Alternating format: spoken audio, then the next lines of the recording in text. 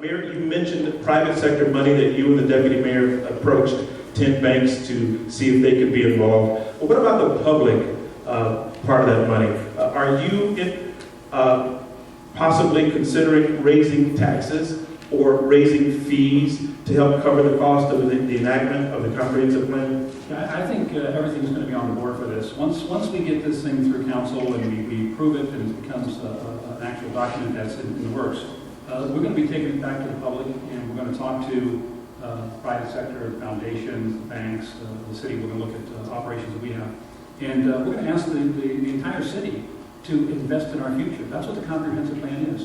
This is an investment in our future, and it really is a blueprint to give us direction of where we're going to go. And the idea is, if we have a 10-year plan, and we can raise $250 million through collective sources, both public and private, and we take that 250 and we tell you what we're going to do with it before we ask for the money, and then we use that money over the next 10 years to accomplish those goals, we'll have significantly moved a large portion of our city forward.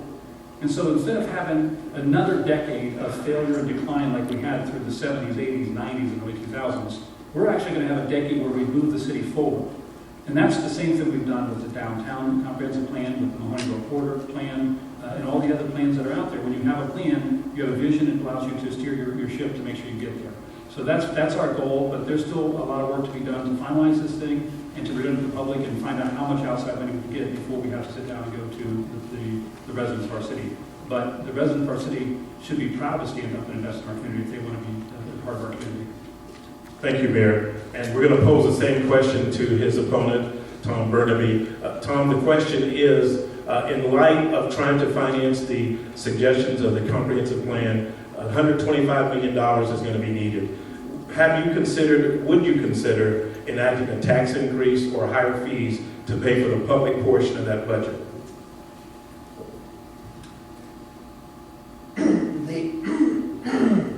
The implementation of this plan will require myself as mayor to work with the economic development director, any people that we have working for us in planning, with the people that developed the plan, with the consultant, with Amon Elocution and the citizens that constructed this plan, that were chairs that implemented it, in order to determine, again, a blueprint. We do have a blueprint, but it's a very, very large and vague blueprint. And it identifies areas, but it doesn't identify specific steps. I think that the next process is to identify very, very specific steps. To walk from here to the back of this room, it may take me 50 steps. I now have to take step 1 before I can take step 50. So we can now talk about it taking 10 years to implement. We have to decide how and what we will do on day 1.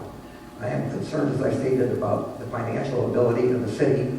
Again, our priority is safety first, to fund even step 1 of this plan. Step 1 of this plan may be the organization of some of the citizen committees associated with it and some of those kinds of entities that do not cost a lot of money. But ultimately, I think an immediate step needed is the hiring probably of a planning director. I think that is critical. I think that we would have to work very hard in this budget with the projected deficits that we are aware of to even fund a planning director that we presently do not have. But we need to do this. We need, as with any planning, as we do in the county every day, you need to look at the financials very, very closely, and you need to look at all of your priorities, and you need to take out of those priorities and out of the money that is available what you can to commit to this. Again, I'm committed to this plan, but it will be very, very difficult given the financial condition of the city. And I have not heard from Mayor Healy, who's been involved in this planning process for well over a year, any answers to the same question. Okay, thank you, Mr. Burnaby. Did you want to rebut that, Mayor? I'm not even sure what he said, to be honest with you.